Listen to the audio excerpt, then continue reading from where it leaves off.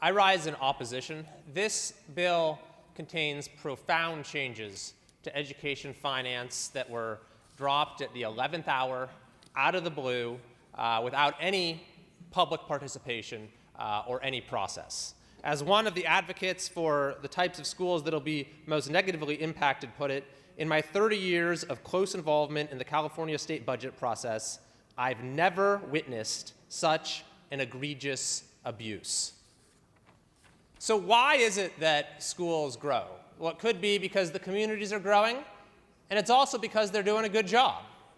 And that's particularly true of those schools that are not assigned students by the default of zip code, but have to attract them to opt in through a desirable product. And that's the sector of our public education system that we call charter schools. This happens to be the sector that has pioneered the models of distance learning that have proven to be of such value. So what's the practical impact of this? Well, I'll give you an example of John Adams, which is a few schools in my district. They operate campuses in El Dorado Hills, Lincoln, and Roseville that serve 2,481 students this last year. As of today, John Adams has already enrolled 883 new students across its 3 campuses for the coming school year. They've hired 39 new credentialed teachers and 12 additional staff to support this growth in enrollment. If this bill becomes law, John Adams will lose around $8 million in funding and will no longer be able to support the enrollment of these new students. They'll also be unable to retain the 51 newly hired teachers and staff who would then be left without employment at a time when millions of Californians are struggling to stay afloat financially.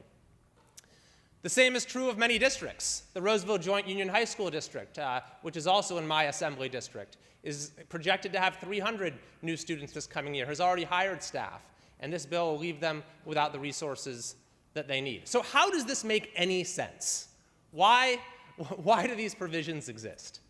Well, maybe one clue comes in the community that is specifically targeted with this bill and excluded from coronavirus relief, billions of dollars of it, and that's the non-classroom-based charter schools, which, as several people have said, are schools that many students and families have been turning to. Again and again, time after time, we've had bills that target this community. This legislation only makes sense in light of that invidious pattern of discrimination. I mean, the parents and families and school leaders and teachers and everyone else who are part of this community, they look upon our state government with nothing but fear. They just wonder, what next? What harm is going to be done to me and my school and my way of life from the rarefied proceedings of this chamber? That's a dynamic that should never exist in a modern liberal democracy. Yet this bill intensifies it like never before. I'm asking you to please vote no.